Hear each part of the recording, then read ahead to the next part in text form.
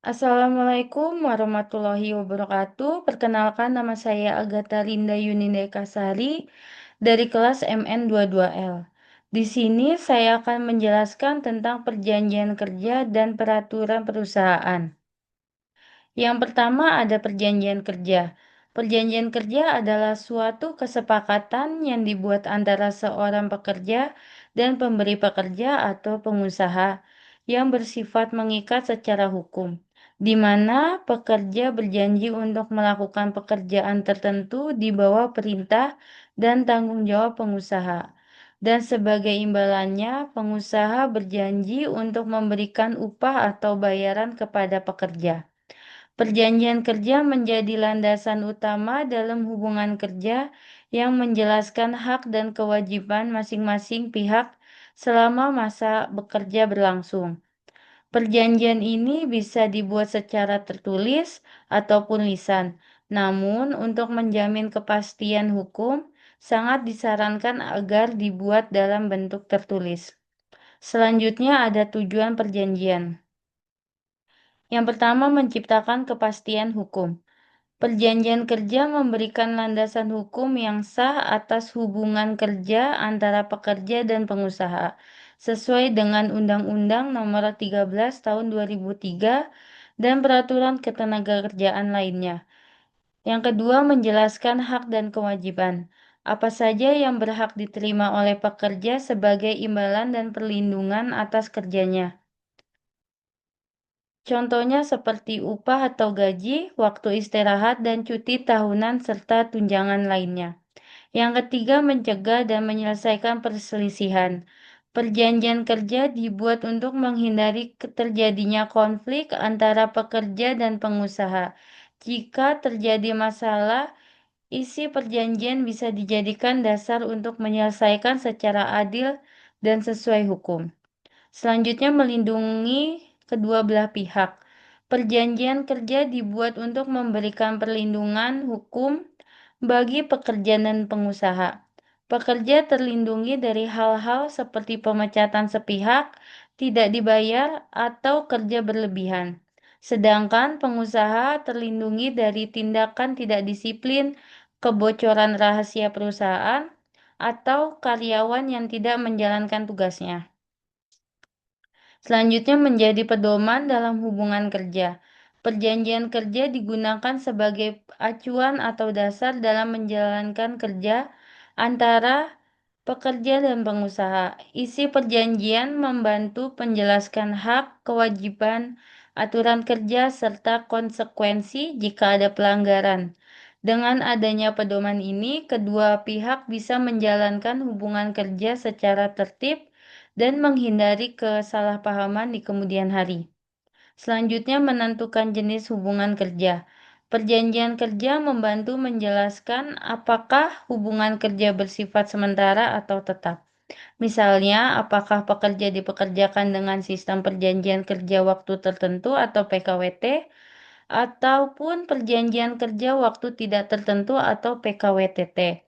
Hal ini penting agar kedua belah pihak memahami durasi kerja, status karyawan, serta hak dan kewajibannya selama masa bekerja langsung. Selanjutnya, mendorong disiplin dan produktivitas. Perjanjian kerja membantu menciptakan lingkungan kerja yang teratur dan profesional. Dengan adanya aturan dan kesepakatan yang jelas, pekerja akan lebih disiplin dalam menjalankan tugasnya. Sedangkan pengusaha juga memiliki tanggung jawab yang harus dipenuhi. Selanjutnya ada syarat sah perjanjian kerja. Yang pertama, kesepakatan kedua belah pihak. Artinya, pekerja dan perusahaan harus sama-sama setuju atas isi perjanjian kerja. Tidak boleh ada paksaan, tekanan, atau penipuan dari salah satu pihak. Perjanjian harus dibuat secara sukarela. Jika salah satu pihak merasa dipaksa atau tidak tahu apa yang ia tanda tangan, maka perjanjian tersebut bisa dianggap tidak sah. Yang kedua, ada kecakapan hukum dari kedua pihak. Artinya, pekerja dan pemberi kerja harus memiliki kemampuan hukum untuk membuat perjanjian. Yang ketiga, adanya pekerjaan yang diperjanjikan. Artinya harus ada jenis pekerjaan yang jelas, baik itu pekerjaannya, tanggung jawabnya, maupun lokasi kerjanya. Yang keempat, adanya upah sebagai imbalan. Artinya pekerja harus mendapatkan bayaran sebagai imbalan dari pekerjaan yang dilakukan. Tanpa adanya upah, hubungan kerja dianggap tidak sah. Yang kelima, ada isi perjanjian tidak melanggar hukum, moral, dan ketertiban umum.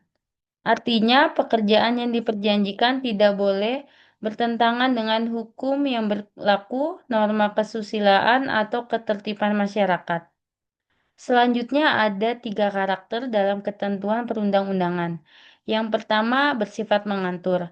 Ketentuan ini berfungsi sebagai pedoman dalam kerangka hukum yang mengatur hubungan antara pekerja dan pengusaha, memberikan fleksibilitas dalam implementasinya sepanjang tidak bertentangan dengan undang-undang. Yang kedua, mengatur dengan unsur memaksa. Ketentuan yang memiliki sifat setengah memaksa, yaitu mengatur ketentuan-ketentuan yang dapat dilakukan penyimpangan pelaksanaannya dengan cara khusus didasarkan atas perjanjian tertulis atau dengan izin dari instansi berwenang terkait, misalnya penangguhan pembayaran upah minimum. Yang ketiga, tegas dan memaksa. Ketentuan ini bersifat imperatif dan tidak dapat dikesampingkan oleh para pihak untuk melindungi hak-hak fundamental, di mana jika terjadi penyimpangan itu menyebabkan kerugian bagi pekerja, misal masa percobaan, pembayaran uang kompensasi. Selanjutnya ada jenis-jenis perjanjian untuk melakukan pekerjaan. Yang pertama ada perjanjian kerja waktu tertentu atau PKWT. Perjanjian kerja waktu tertentu atau PKWT adalah perjanjian kerja antara pekerja dan pengusaha untuk melaksanakan pekerjaan dalam jangka waktu tertentu atau untuk pekerjaan tertentu yang bersifat sementara, tidak terus-menerus atau bisa diselesaikan dalam waktu singkat. Yang kedua, perjanjian kerja waktu tidak tertentu atau PKWTT. Perjanjian kerja waktu tidak tertentu atau PKWTT adalah perjanjian kerja antara pekerja dan pengusaha yang bersifat tetap, artinya tidak dibatasi oleh jangka waktu tertentu. Hubungan kerja ini berlangsung terus-menerus sampai pekerja mengundurkan diri, pensiun, atau diberhentikan sesuai ketentuan hukum. Yang ketiga, ada perjanjian kemitraan atau kerjasama non-karyawan.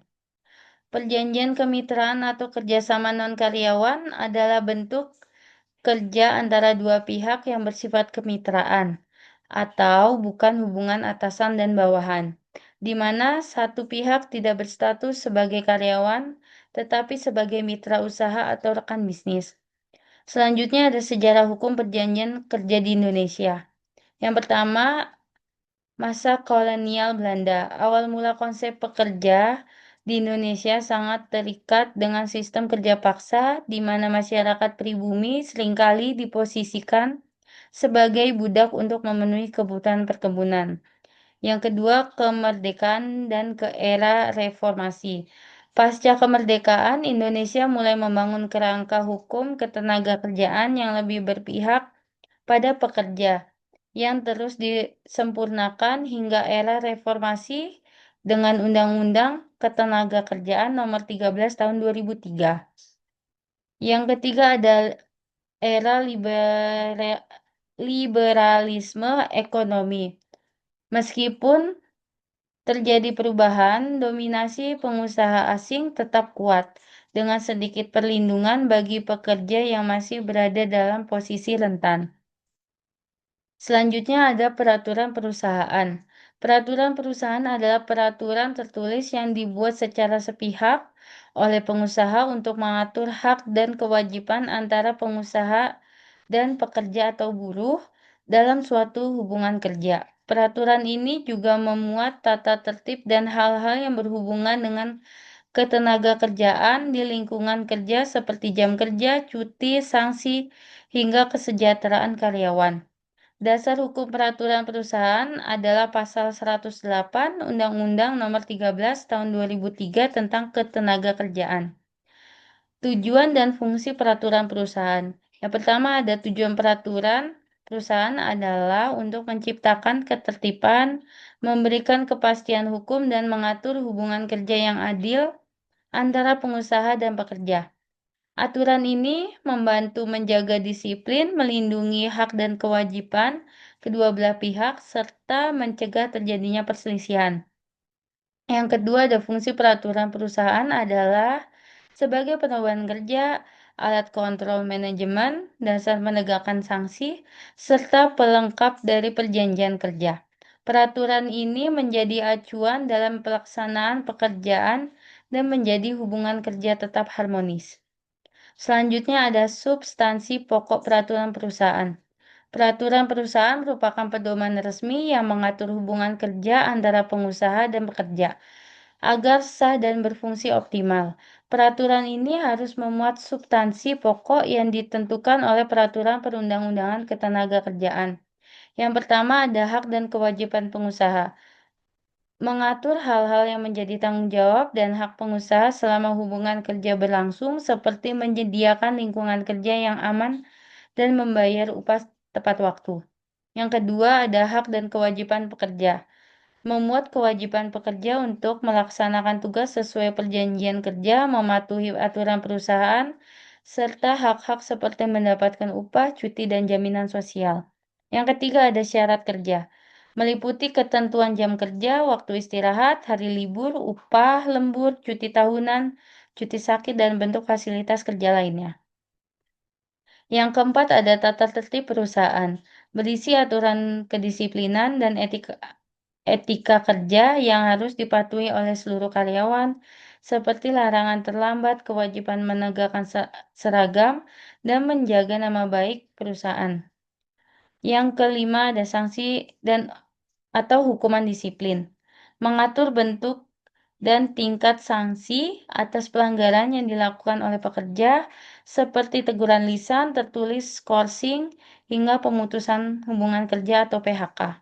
Yang keenam, ketentuan pemutusan hubungan kerja atau PHK. Memuat prosedur alasan sah PHK serta hak-hak yang diterima pekerja jika terjadi pemutusan hubungan kerja. Selanjutnya, masa berlaku dan revisi. Menjelaskan berapa lama peraturan perusahaan berlaku dan kapan harus diperbarui. Biasanya setiap 2 tahun atau sesuai ketentuan yang berlaku. Selanjutnya ada konsekuensi hukum tidak adanya peraturan perusahaan. Peraturan perusahaan merupakan kewajiban bagi pengusaha yang mempekerjakan minimal 10 pekerja. Jika perusahaan tidak menyusun dan memperlakukan peraturan perusahaan, maka dapat menimbulkan sejumlah konsekuensi hukum yang merugikan antara lain.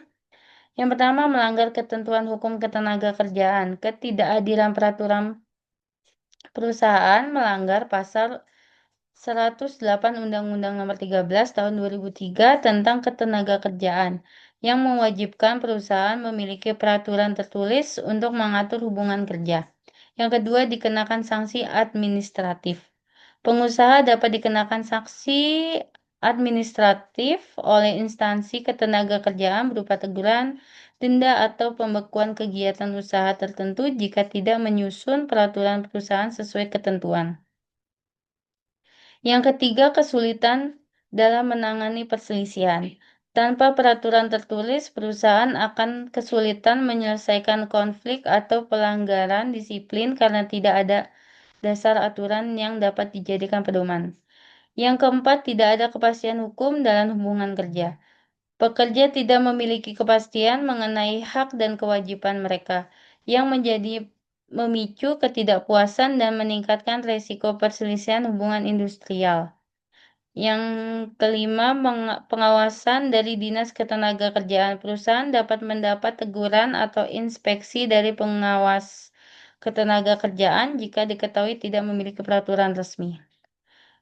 Yang selanjutnya ada masa berlaku dan pembaharuan peraturan perusahaan. Masa berlaku peraturan perusahaan berlaku selama 2 tahun sejak disahkan oleh instansi yang berwenang atau Dinas Ketenagakerjaan.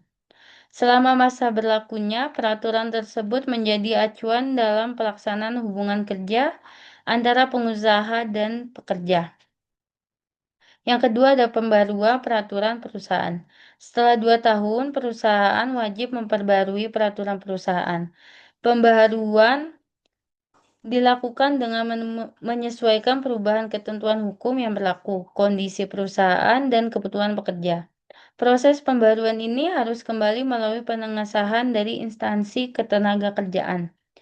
Yang ketiga, partisipasi pekerja. Dalam penyusunan dan pembaruan, perusahaan wajib melibatkan perwakilan pekerja untuk menjaga transparansi dan memastikan isi peraturan memenuhi asas keadilan dan keseimbangan. Konsekuensi tidak diperbarui. Jika tidak diperbarui setelah masa berlaku habis, maka peraturan perusahaan dianggap tidak berlaku lagi, dan perusahaan tidak memiliki dasar hukum tertulis dalam mengatur hubungan kerja yang dapat menimbulkan konsekuensi hukum. Kesimpulannya, perjanjian kerja dan peraturan perusahaan adalah 2 elemen penting dalam hubungan kerja antara pengusaha dan pekerja. Perjanjian kerja menjadi dasar sahnya hubungan kerja yang memuat kesepakatan hak dan kewajiban kedua belah pihak. Sedangkan peraturan berfungsi sebagai pedoman pelaksanaan kerja di perusahaan secara menyeluruh. Keduanya saling melengkapi dan bertujuan menciptakan hubungan kerja yang tertib, adil, dan sesuai hukum. Dengan adanya peraturan yang jelas, perselisihan dapat dicegah dan produktivitas kerja dapat ditingkatkan. Sekian, terima kasih presentasi dari saya. Kurang lebihnya mohon maaf. Assalamualaikum warahmatullahi wabarakatuh.